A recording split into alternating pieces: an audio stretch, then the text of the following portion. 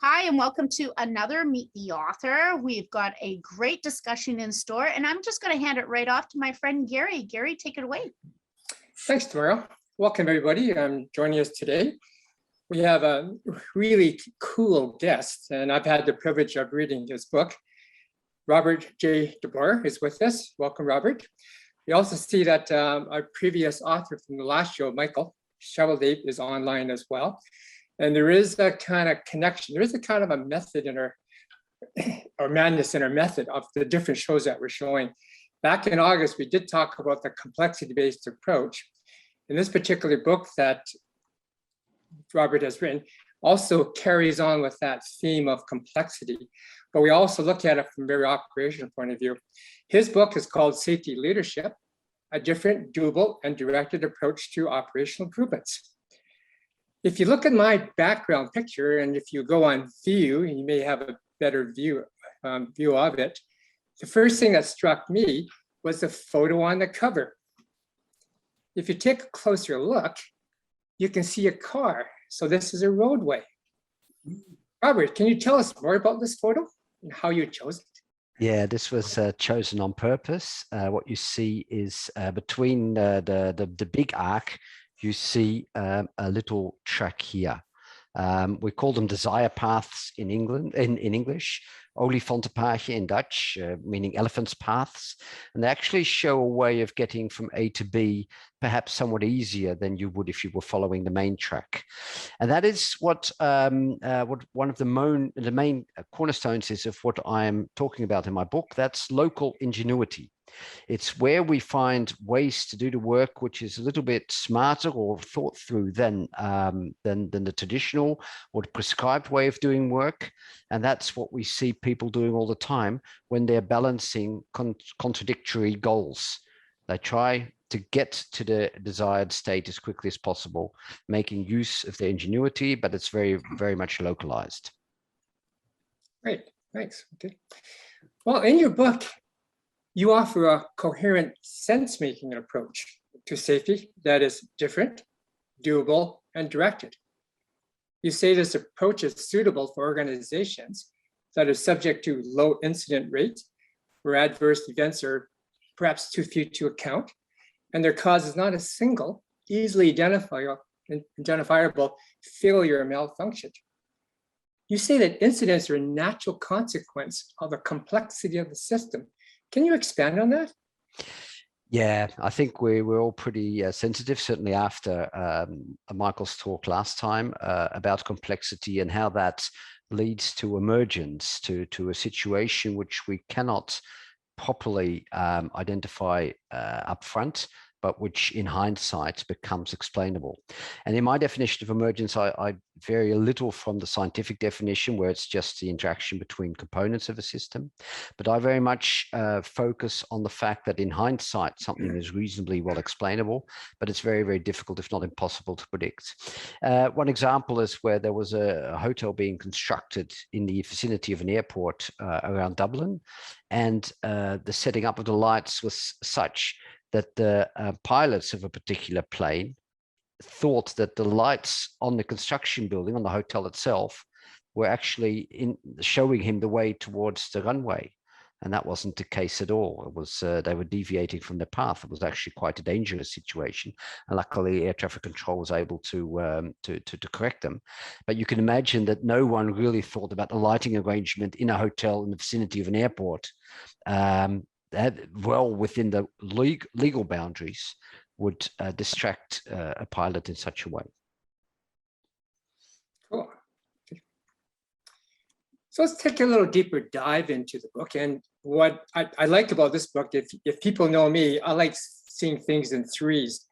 And your book actually is in three Ds, different, doable, and directed. How about if you kind of give a brief overview of what the different paths are? Yeah, first of all, different. I stress the difference because the paradigm from which I depart in this book is different to the traditional way that safety is sometimes approached. I have a bit of difficulty there, but I'm sure, because I'm sure that most of the audience here today would not adhere to the traditional way of looking at safety. And that is what much of the book is about. How do we ensure congruency between local ingenuity and the autonomy that people need in the workplace to do their job properly amongst conflicting goals, and the wish to, at some point, introduce barriers and safety constraints, which are also important and which often protect us against risks and hazards which we haven't personally experienced, and so we don't naturally relate to them very well, but we are certain that they are so large and so riskful that we don't want someone to step in there by accident. So in that way, the approach is quite different, by departing from the paradigm of 100% compliance, rather starting from how work is actually done and then relating back to what that means to rules and procedures. How about doable? What does doable mean? Doable means that you've got to stop talking about it and just get down and do it. I've tried in the book to make it as simple as possible, to make little steps. It's only 100 pages. I hesitate about the thinness of the book, actually. When rereading it now, I see that every sentence sort of makes sense. But what I haven't done in comparison with other authors is to repeat myself too often. At least I think I haven't. And in some ways, of course, repetition makes for better transfer of knowledge. And that may be one of the criticisms that someone might like to make, that I've been very brief about what I've written, and therefore sentences need to be taken seriously one at a time. Nevertheless, the approach that I mentioned in there is quite doable for both operations managers and safety, those responsible for safety professionals, to start doing something. But, and then we get to the third D, it does need direction. You can ask me about that now, Gary. Sure. So you've talked a bit about who the audience is for the book. And because of your title, Safety Leadership, I think the audience includes leaders. Yes, absolutely. Because although what I write is doable, if you do that within an environment where you don't get the autonomy to actually get it done, then it'll stifle every enthusiasm. And so there needs to be support from top management for this approach, understanding for why it's important and better than hanging on to the traditional way of doing stuff, and being able to move forward. And the examples are great. I mean, we've done a lot of work with Mercy Care, as some of you might know, over in the UK, Liverpool, which is an EH&S Foundation Trust for originally mental health. But because they are prospering so well, they're taking on very many other health entities. And so they've diversified into quite a large-scale health organization in the Mercy area. And they have leadership who fully embrace this and who've been in contact with Sydney for quite a few years now. And when they get it, they can then allow the people within the organization to take the room to maneuver to make this happen. On the other hand, we're working with an aviation maintenance company who have the aspiration to be one of the safest in their region of the world. And although I get lip service from management, it doesn't always translate into giving off the right signals when it counts. And the right signals, of course, are not that difficult, but it's getting the paradigm I just talked about, and therefore being able to hear bad news. Rosa wrote a lot about that. Being able to have someone say to you, we weren't compliant, we weren't able to abide by the rules. And if you do not want to hear that message, you won't get it. It'll still happen, of course, and the local ingenuity will not be stopped, but you will not be getting that dialogue going. You will not be getting those messages. And that, I think, is why the direction is very, very important as well. Right. So let's take a pause there and just go to our guest panelists. Anybody have comments? This concept, we always talk about lip service. Anybody had some really good or bad experiences with lip service talking to management? Want to raise your hands or open up your mic, share some of your experiences. Tom, go ahead, open up your mic. Yeah, I mean, I've been thinking about this recently because, I mean, I'm working as a regulator, but focusing on major hazards. And I've had 2 or 3 meetings recently where I've fed back findings which I guess the frontline operational staff were quite familiar with, but communicating it to the leadership team. And what's been said very often was, this is really powerful. We're keen to hear this. This is exposing how we can improve our sense of chronic unease. And I think that's a phrase which is obviously in the news a lot in the UK at the moment. So if you like, the people responsible for process safety and safety saying, yes, we're really championing this word chronic unease.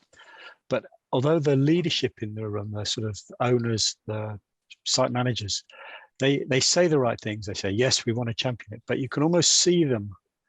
Their body language is nervous about this sense of it's too much. And I wonder whether it's important to differentiate, where are we applying our sense of chronic unease to stop it being chronic? So for example, what you apply with respect to major hazard risks is not the same as personal occupational risks. You know, if you've got a nuclear power plant, you've got to be absolutely rigorous about isolation of safety devices, but you don't have to apply the same level of rigor to coffee cups, handrails, and even occupational risk. You have to trust people to do their own job. And it's a bit like your lines of desire. You can afford lines of desire with some risks, but not with others. And it's managing that compromise. So I think it's I think just that's an observation. that's a really good. Can I react to that, Gary? Can I? Yeah, sure, please. Yeah. The discussion on risk, keeping the discussion on risk alive, is a really important part of staying safe, of course. And one would hope that the discussion would expand, particularly to process safety, certainly when we're talking about nuclear power plants, rather than the coffee cups. That in itself is already a question for an auditor. When you talk about unease, what are the subjects you're talking about? One of the things I would ask if I was a regulator is, when did this discussion last lead to a stop? Because the discussion for the sake of discussion isn't really what you're looking for, Tom. What you're looking for is a balanced decision to say stop, and stop in itself has gradients. The continuing operation as is the worst part of stop. It's hardly any stop. We had a discussion. We talked about it when we agreed to continue on. This is a bit of a Challenger, like Challenger space shuttle type of, yes, we talked about it, but we're going to launch anyway. The next one up is we did an extra inspection. Well, that's all right, but it's still not much of a stop. Where it really gets good but painful for management is when we say, right, we're going to delay this for 2 days and we're really going to get to the bottom of this. Or we're going to delay this until this and this happens. Or we're going to delay this until we get these supplies, which we believe we are necessary. Or we're going to not delay this, we're going to actually abort this. So that's the gradient of the stop. And what I would do if I was a regulator, if I was auditing, and what I actually do when I talk to companies is, all right, you say you talk about risk. What were the consequences? Can you give me an example of this, that, and the other? And that helps get that story of discussion of risks really alive. It's a phrase, this chronic unease, the discussion of risk, and we've got to make it tangible and in certain ways measurable. Does it help at all? Yeah, I think one of the challenges, and it is in this word chronic, and you've talked about the degrees of stop, but I think the other aspect of it is the degrees of problems that you talk about. So one of the things I've seen is, and if you take a simple issue of permits to work, is that in my experience, no permit is perfect, but you need to encourage people to talk about the problems on the permit and how they can improve it without actually stopping the job. You know, it's very disruptive, and you want to stop and have a conversation and do something short term and say, we keep finding a problem in this area. We need to really get to the bottom of it. It's not the same as you all need to stop work until we've sorted out this issue. So there's kind of gray areas, because otherwise people are very reluctant to stop work over an opportunity. Yeah, So I think that's what I'm trying to convey. In a mature organization, the content of the chronic unease discussions, of the stop discussions, are real. They are not cosmetic. And I think as a regulator, I would want to sense whether it's real or whether these discussions are cosmetic, and it needs to hurt every now and then if the risks are too large. And if there's no way that the risks can be so large that we stop operation, then I would say, well, hang on a minute, what's your reality? Because in most other realities, there are moments that we stop. I guess the analogy for me is if you look at, I'll move out sideways after this, but if you look at the sort of the simplicity of the Toyota production line of the stop cord, yes, we pull the stop cord. And when they start doing it, there's a behavior. Yeah, it's okay to pull the stop cord. But actually, when you look at it in a bit more depth, once people have matured and got used to it, occasionally they still pull the stop cord. But actually, there's very valuable discussions at the end of each shift and at the end of each week. The stop cord almost is a symbol, being prepared to stop the aircraft carrier operations because you can't find the hammer. This is a really powerful symbol, and it is almost a cultural icon. But actually having really detailed after action reviews where you say everything was okay, but can we make it a bit better tomorrow? So it's in the grayness that you get the healthy unease. For me. Okay, I'm going to move on and let Tamara go ahead. Yeah. Okay. Yeah. Thanks. It's interesting to hear these discussions because as somebody who did health and safety with workers on the front line, what I noticed was, one, a lot of employees were very interested in having a healthy as well as a safe workplace. And in fact, they were very frustrated and felt that the middle management was actually the bottleneck and the barrier, not upper management, not executives, that it's when they were bringing items to that management of the site that they would then get rolling eyes or be dismissed, that what they were bringing was not valid. And then, of course, something would happen because it wasn't looked after, and senior management would come down and say, well, did nobody see this? And the staff will say, oh yeah, we saw it. We talked to the manager and you have a fire and you're fresh to go, because when we came 3 times to ask for something, they rolled their eyes at us and said it wasn't important, we didn't need it. So, I'd like to debunk or demyth the fact that the employees don't always care, because I don't think that's a true statement. And it's also senior management also. Sometimes they care a lot and they get really upset when they find out that employees had tried to communicate. And then it was those who are supposed to be the guardians of the workplace for the senior management that actually, like I've seen people try to do stop work, call a stop work, and they will get reprimanded for it. That type of behavior is what closes off the employees, because the employee says at the end of the day, this is not my company. If you don't want me to think, I'll come to work, I'll do my job and I'll leave. Because if they're treated with such disrespect. And I think that needs to also be something part of the discussion too, is the respect factor. All right. So cool. I'm going to shift the focus now to the second D. If you got any more comments about that first D different, please put them in the chat panel and we can look at them. But I want to shift to that second, doable. Sidney Decker wrote a pretty cool foreword in your book about being a low threshold book, Robert, getting into the world of safety differently and safety too. But what I like is that you wrote in layman's terms about how to take small steps towards safety. And you covered quite a few topics in the book, and it's just loaded with examples. It's amazing what you can pack into 100 pages. A big one for me is micro experiments, which you call essential tools in a complex environment where outcomes cannot be predicted beforehand. And I really like your connection with design thinking. Can you kind of talk about how that came about in your book?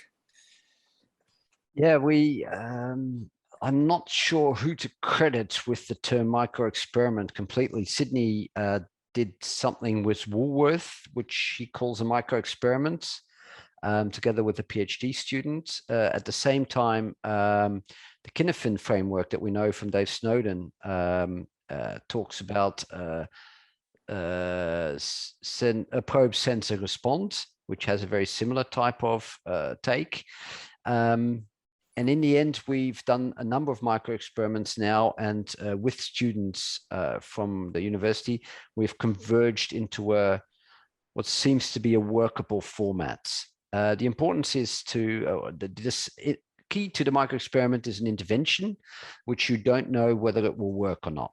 A change in a procedure, a new tool, even like in Woolworth, letting go of safety constraints, anything which you can do within a constrained within a limited environment can be called the intervention. And what we then do is we execute the intervention for a short period in a limited scope, with extra assurances around it if needed, and we see what happens. And we have a prediction of what we think will happen. That's why we came up with the intervention in the first place. But we check whether those results are created and whether they are not byproducts of the intervention, which we hadn't realized beforehand, which also occur. And if after the pre-specified period, we believe that all things being weighed, the outcome is positive, then we will maintain the intervention, or at least formalize it. And formalizing an intervention needs some additional steps, of course. We need to communicate it, we need to document it, et cetera, et cetera. So it's not going from the informal to the formal automatically. That takes some real steps. And if it doesn't quite work out as we wished, then we cancel the intervention and change it or try something new or whatever. And in both cases, of course, the micro experiment is a success, because if we know that an intervention works, that's great. But if we know that a particular intervention that we thought would work doesn't work, well, that's great as well. We've ensured that we don't fall in the trap of trying that untested. So that really works well. And that's what we really recommend in those instances that we're trying something different, but we don't really know how it works. One of the examples is they have current time a bridge over here in the Netherlands over a large lake, which was starting to deteriorate, and the vibrations of the cars going across it were such that the deterioration would be quicker than the reparation time that they had available. So they wanted to slow down the traffic to a manageable speed of 50 kilometers. And one of the things they suggested was to, even though it was a 3-lane highway, one way, they would reduce it to 2 lanes, so that, of course, it gets very congested at the starting end. And so they changed that way of working quite quickly. And so that was a micro experiment, perhaps not predetermined, but in hindsight, it turns out that the intervention that they thought would work had so many negative by-effects that they needed to change their way. So it's a great public example of a micro experiment, but we've done tons in the meantime in industry as well. Cool. You briefly talk about collecting narratives or short stories to understand the gap between work as imagined and work as done. Do you have some examples where you've actually collected stories, and how did that work?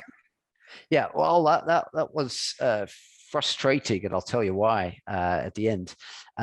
What we did, we had a tool which allowed, this was in a military aviation maintenance environment, and we had a tablet in the mess room in which the mechanics could write down any stories which they liked about. The trigger question was something like, what interesting aspect around procedures did you experience today? And so we got stories, and we had to do a little bit of bribery with cakes and stuff to get enough stories. But once it started flowing, we got quite a lot of examples of where they had to take desire paths or use their local ingenuity to get the aircraft up and flying again, despite a lack of tools or lack of spare parts. And it was all within the airworthiness regulations, but not quite within their own wished for situations, not work as imagined. And so we collect, in a period of a month, we collected about 40 of those. And for me, it indicated the can-do mentality of not just this nation's military, but actually, if you look at the American or the English and other military organizations, there is very much a can-do mentality, defined as the mission needs to go ahead despite a lack of resources, or even if we don't have enough resources. And that was visible here as well. And then, of course, came the moment that we had to present our findings to higher management, to the squadron commander. And he was a little bit disappointed. He said, I know all of this. I know each of these examples already. This is not so new for me. And so here we have a mismatch between the isolated examples, which are known, and each one of them, if you take them in isolation, is just a problem to solve. Whereas for me, it was also a trend, seeing that we have so many examples of where of a can-do mentality, where the mission is achieved despite having to to use local ingenuity, that shows a pattern or even a culture which needs to be addressed. But to be honest, I think the squadron commander was too low in the organization to be able to address much of what was happening. He was dependent upon maintenance squadrons elsewhere, and supply, of course, and suppliers. And not quite coincidentally, I'm now starting a new project with this same organization on a different field. And we talked to the general today, which we never got around to doing with the previous example. So I have a little bit more hope that there will be some support and understanding when we finish this example here. Kenya, you put a really interesting comment in the chat about can we actually talk about micro experiments in the sense that we typically talk about it. Can you open up your mic and just share that with us? Well, Gary, it's just something that I've been thinking recently, that, we've, in the scientific method, you don't do an experiment without having an hypothesis. You do have to have an idea of how this is going to turn out, or else you shouldn't be playing in that kind of space. And this is true in the social sciences as well. But because of that, I'm just wondering if maybe some of the biases that we now know, like Dunning-Kruger and, confirmation bias and all these kinds of things, might actually dovetail with all of the, social world in which we live, which is starting to, really distrust science. And we might not actually want to experiment in the truest sense, where, you are honestly interested in an answer that you couldn't predict because, of just a lot of those factors that, if something turns out the way that you didn't predict, you're probably going to go back and check your methods. What did I do wrongly? How did this not work the way that I thought it would? So I don't know. That's just something that I've been thinking about. No, I can recognize that feeling, and thank you very much for pointing it out to us. I think you're absolutely right. There is this intention to make the world's controllable, plannable, dependable, predictable, and so this understanding of what complexity really means is actually a little bit challenging to spreadsheet managers or business school graduates. Yeah, absolutely right. And it translates into a much, much higher level of regulations and rules than we ever have had. In my book, I mentioned that about 60% of the rules and regulations that we need to adhere to are actually self-imposed. And all of this is done to try and make the world controllable and plannable, and to protect ourselves against coincidence, unwanted incidents, things which occur to us over which we have no control. Yet that world is the world we live in, so there's no escaping it. And even perhaps I can be criticized for making the micro experiments controllable, in the sense that I see myself explaining to everybody continuously, this micro experiment can't fail. Whatever the sentences I said just now, whatever we do, we will learn from it. It can only be good. We can only be going up. In which I then try to convince higher management to go ahead with it. Yeah, Michael, you may want to open up your mic and just share a few things about how we use the term safe I'm to sorry, fail I'm as sorry. well. I had my hand up for a while because I wanted to jump in and ask him a question about this. About micro experiments? Yeah, Robert and them is I know you're talking about micro experiments, and that's good in the right context.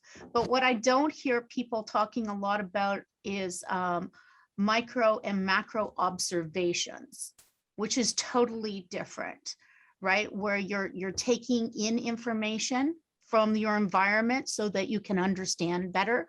Do you go into that in your book at all? Yeah, I think so. We don't actually mention those words, micro or macro observations, but what we do try and stress is to find out about this local ingenuity. You really need to engage with the front line. You need to not just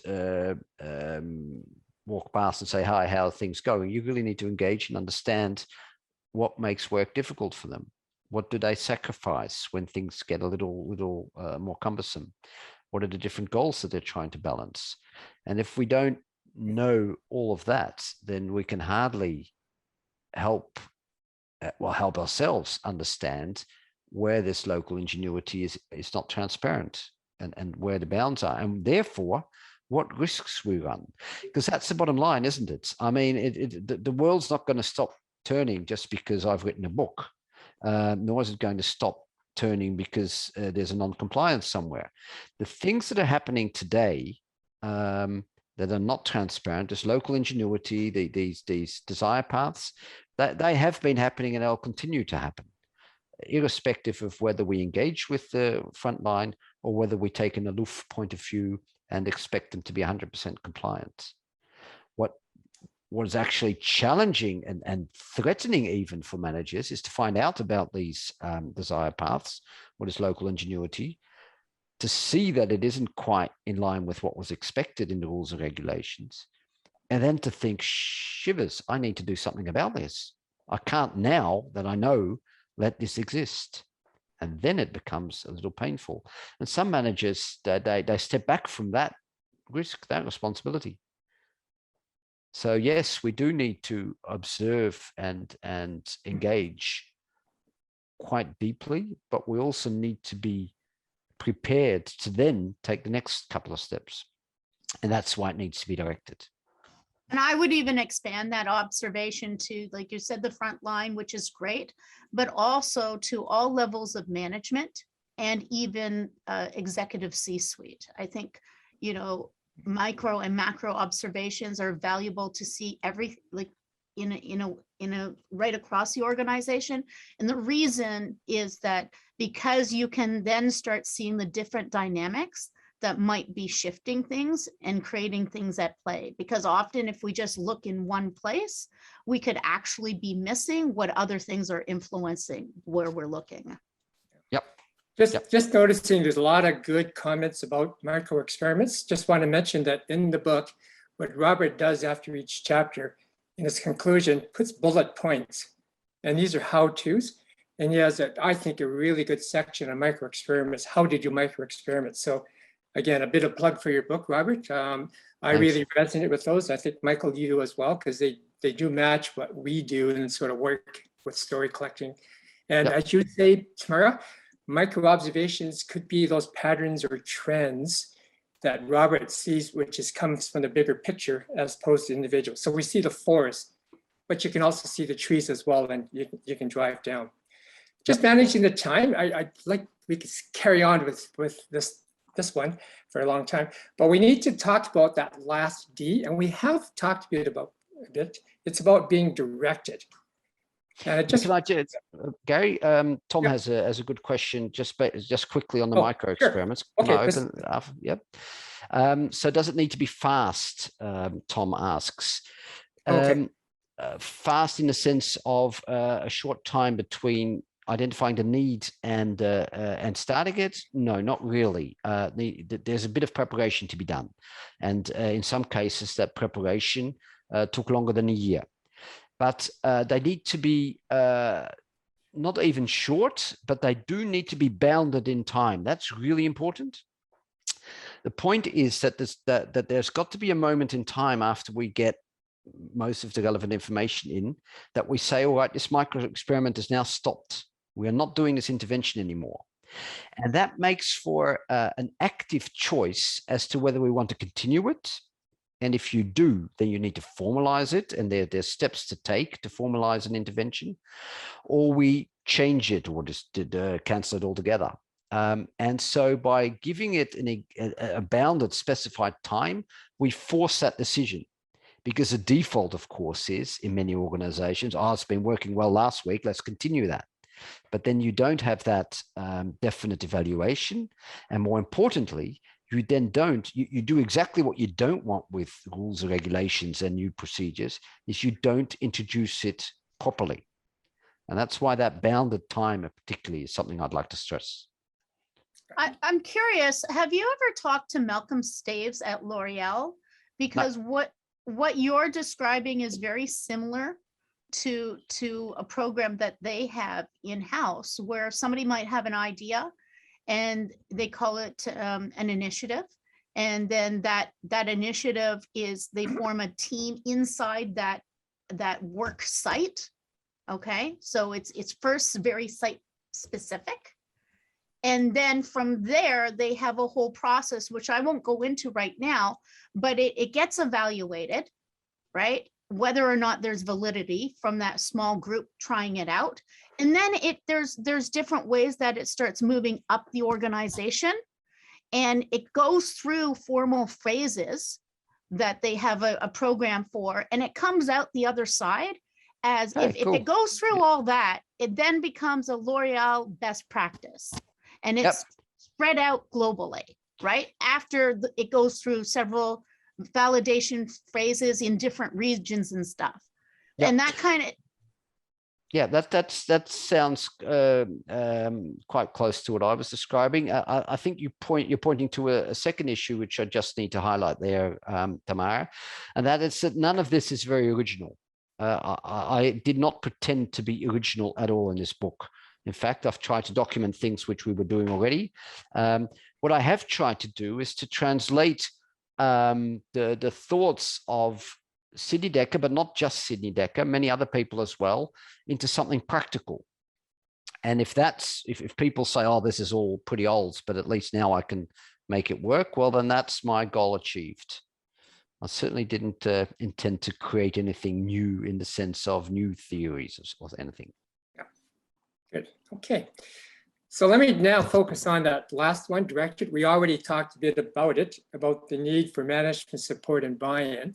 But there's some other topics that you raised in the book, such as psychological safety, there's counterfactuals, you talk about just culture, lots of topics here. I'm going to let you either touch upon each one, Robert, or maybe specifically talk about one that you find most curious and frustrating. Frustrating. Well, that would be counterfactuals. That's a great one, and I find myself busying them every now and then as well. Just for clarity, a counterfactual is something which could have occurred but didn't, and particularly in terms of incident investigations, we often encounter counterfactuals. If you're still with me. People explaining that if this or that would have been done or would have been executed, then the event wouldn't have happened. And of course, that doesn't teach us very much. We sort of know that our systems are designed to be safe. Yet if something happens, then the standard way of working, the standard way of how things were designed or intended, apparently something else happened. And so what we are much more interested in, and this particularly relates to people, of course, what we're very much interested in is why it made sense in specific circumstances for people to do the things that they did. And it's frustrating for me. I'm really, really interested when I hear about incidents to try and get into the head of the people that were associated with it, be it at the sharp end or be it further back at the blunt end. And sometimes You can imagine it, or the newspapers allude to some aspects that play a role, but much more often the papers and even the incident investigators will just let it be and resort to a counterfactual. Great example in a negative sense is a bridge that was operated in the north of the Netherlands a couple of years ago now, and the bridge watcher, while a boat was still passing underneath, lowered the bridge deck on top of that boat. And both the boat, of course, was damaged and the bridge deck was damaged. Luckily, there were no injuries, but it was still a pretty damaging situation. And this bridge watcher was actually brought to trial. And the judge persecuted him. Well, he didn't have to go to jail. I think he got a fine. Because he lowered the bridge deck on top of the bridge and therefore didn't do his job properly. But during the trial, it materialized that the bridge watcher had two mouses. I've even got two mouses here. I've got 3 screens, 2 computers, and 2 mice in front of me now. And I notice myself picking up the wrong mouse every now and then. And luckily, this doesn't operate a bridge deck or anything. But if an employer requires you to have 2 mouse next to your computer, then it's just a question of time before you pick the wrong one, not a question of individuality. And so these counterfactuals, he shouldn't have picked up he should have used the correct mouse. It's so trivial that it really frustrates me a lot. Can I talk about things that I enjoy as well, or do I just need to out my frustrations, Gary? Right on, go ahead. Psychological safety is of course, it's become a bit of jargon, but it's something that we're really starting to get a feeling for. Amy Edmondson and our active Twitter life helps a lot as well. And there's a lot that needs to be done to improve psychological safety, but the bottom line for me is always, is management able to hear bad news? And I ask that of managers every now and then when I get a chance, if I'm not being thought of to be too cheeky. And of course, they all say, oh, yes, we can hear bad news. But when you then associate with the people which report to them, and then find out what they can and cannot say to management, it really is something still to be worked on. And getting that message across, getting people to accept that they might not have an organization that is as psychologically safe as they would think, that's a real challenge for me. Just culture is, of course. Everybody will say that their organization is as just as it needs to be. But that's only the managers talking. People lower down will always have a lot more criticisms. I'll talk about restorative practice in a sec, but maybe this has already led to some questions and comments, if Gary will allow me, of course. Sure, by all means. We've got 15 minutes left, so if anybody's got want to share their comments, Michael, go ahead. Yeah, thanks, Robert. Just to that last point, the point you made on psychological safety, one of the things that some of the work that I've done collaboratively with Gary using narratives is paying attention to how historical narratives that are pulled forward in time have an impact. Because I've seen management teams where they're so focused on the present and setting strategy and setting not just the present, but future oriented, is they don't realize that some significant organizational change or something that happened 2, 3, 4, sometimes 5 years before is still resonating within the dialogue and the conversations that are happening in the work environment. And that oftentimes management making changes will actually trigger patterns that invoke sort of feelings, and you get and have an influence, especially on something as emergent as psychological safety. So one of the things that we're strongly advocating, and it relates to the comment I made a little bit further up in the chat, is this concept of chronic unease. One of the things that I'd suggest we try to look at is unease is very dynamic. It might be in a very difficult, in a challenging environment, might be chronic and persistently chronic. But in generally is to recognize that it's dynamic and fluid and could be shifting. So the question is how do we understand and make sense of our unease? How do we diffuse it, and how do we use our actions to actually mitigate it, and do that continuously? Because it's not like looking at a map and saying we're here and we want to go there, and once we get there we just stay and operate there. It's something that you have to pay attention to all the time. Yeah, absolutely. Yep. I was trying to find your comment, but I couldn't. So maybe you need to Recomment. Oh, I can probably pop it in again. Yep. Yep. No, but that's absolutely true. Yep. Well said. Okay. You mentioned about restorative practice versus a retributive paradigm, and you talked about how restorative practice is being heard, and we hear about that being the first step, perhaps, in a psychological safety continuum. Can you expand on that? Yeah. Yeah. It used to be called, and still is often called, restorative just culture. And I'm trying to get the term restorative practice adopted, because restorative just culture sounds too much like just culture, whereas it's a completely different paradigm. Restorative practice, the paradigm of restorative practice is to address the feelings of hurt and emotion that are involved in an incident. And that sounds really soft, doesn't it? But what we find is that we humans, emotional types as we all are, we need to have those emotions addressed first before we can move on and even be clear about what happened. This feeling of hurt needs to be addressed before we can actually learn as a person or as an organization, and before we can reintegrate the professional. And in fact, the learning and the reintegration and even the relation with the direct victims of the event is better if we approach it from the paradigm of trying to restore those relations than it is if we approach it from an paradigm of doing justice. Tom. Yeah, I'm quite interested in this concept because one of the things that I've noticed, and it might be UK specific, but I don't think it is, that if I look at the investigations and inquiries of 25, 30 years ago, Piper Alpha, they were quite quick and they were very good at delivering actionable improvements. And what I've noticed in more recent inquiries is they're very much focused about justice for the victims, and they can become extremely emotional.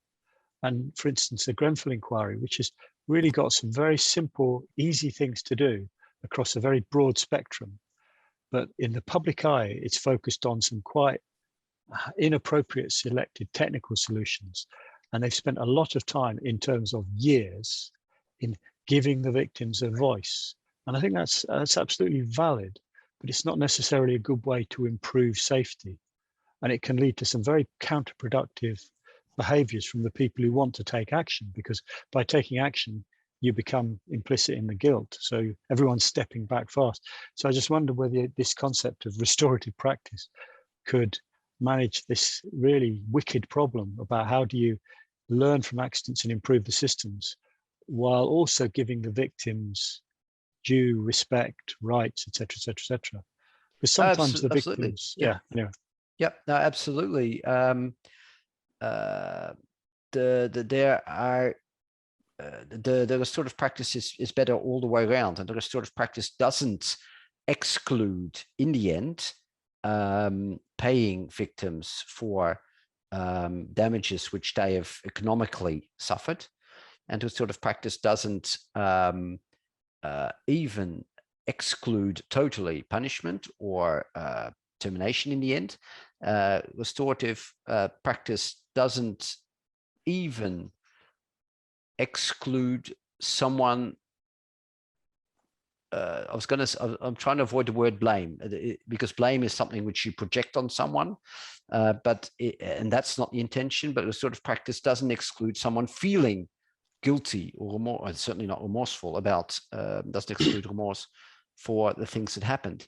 And so it's a much so it's a way of first at the emotional level and then at the rational level being able to address the aftermath of an incident. And what we find is that that actually it has great economic advantages in terms of the type of liability payments that you need to do. But there's a reason why restorative practice is not well established in the Western world. And that is to blame people is actually very aligned with Western culture. To be able to ensure that causes of adverse events are projected upon someone abolishes yourself from blame, from taking responsibility for that. It also fits very nicely in the paradigm of a controllable world.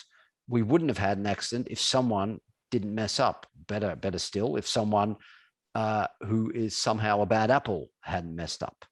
That really makes it very clear cut that we are just a victim of the event as the direct victims are. We try to, I mean, there's a lot to be said for democracy and the trias politica and the way that the legal systems work in the Western world.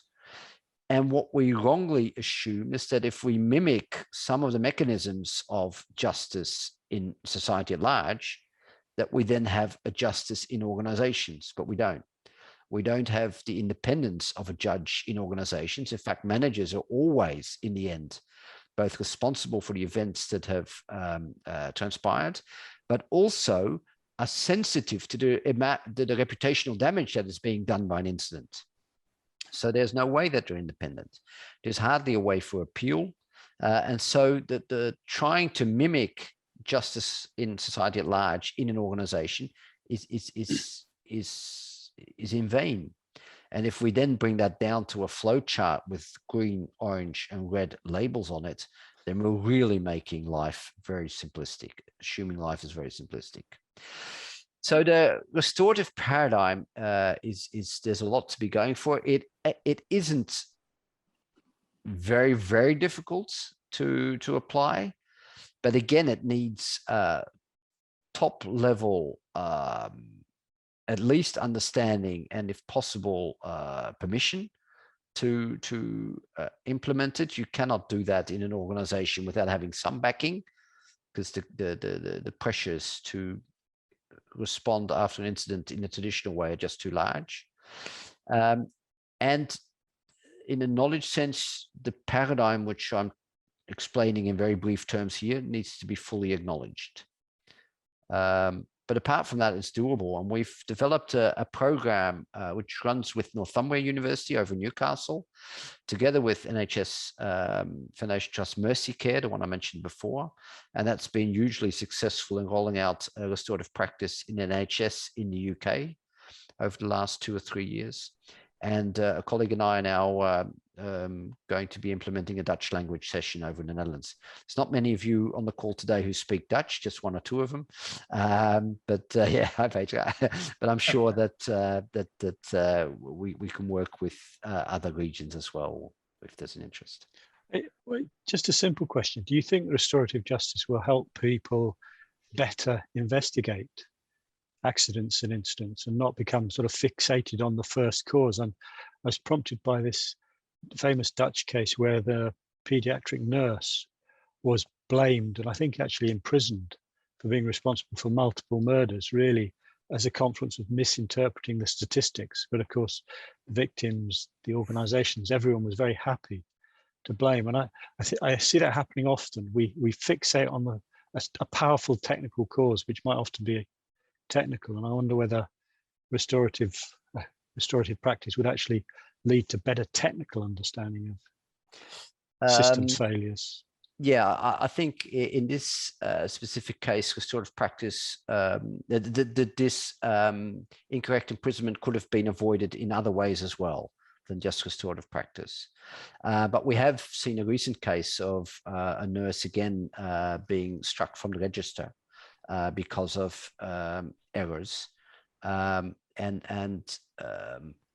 that's a very much an end of pipe solution.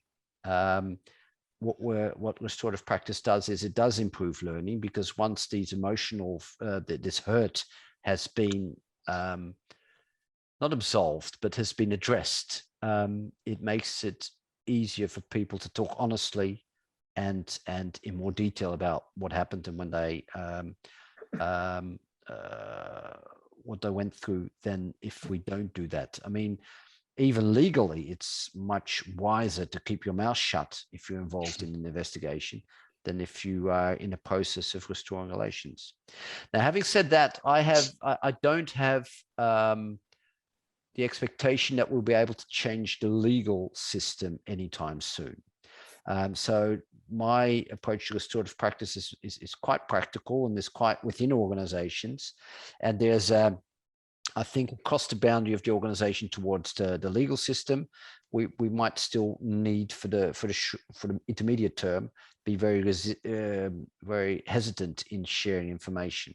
So there's a consequence there. The retributive system for society at large, just like the legal system itself, has a purpose. And it isn't, and there is, the word says that there is the need is too large. There is an expectancy of retribution in society at large. And I would be much too ambitious if and all of us, I think, if we wanted to address that. But let's just keep it small and talk about organizations, and particularly in my case, talk about adverse events that were a result not of purposeful actions. Now, I know there's a gray area there as well, but not in the sabotage. And the Glenville Towers, it was partially criminal in the actions that were done by organizations there. So for me, that's a borderline case.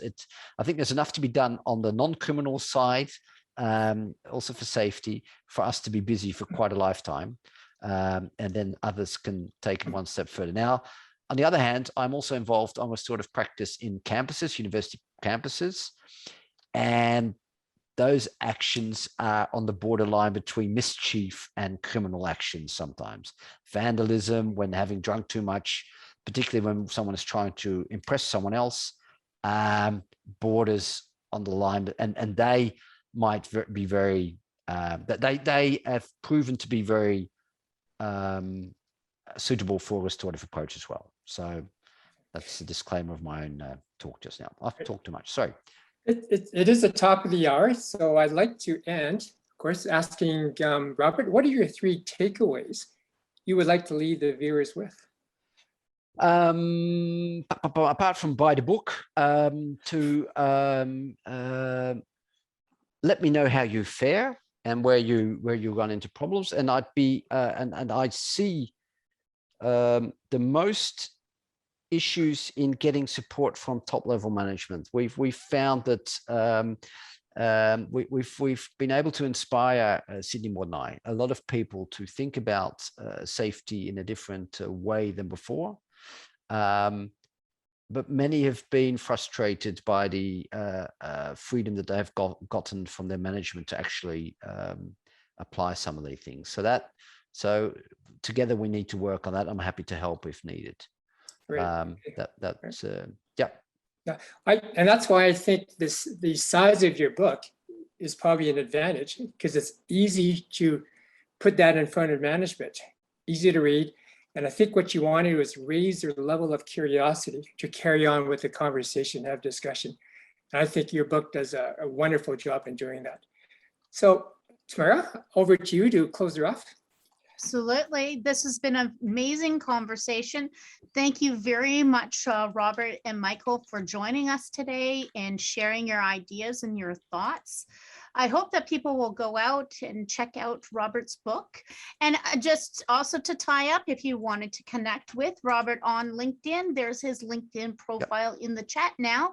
So just click on that and you can connect with him. So thank you very much for joining us. Thank you very much. Thanks, everyone. Have a great weekend, everybody, when it comes. Bye-bye. Take care. Bye. Bye.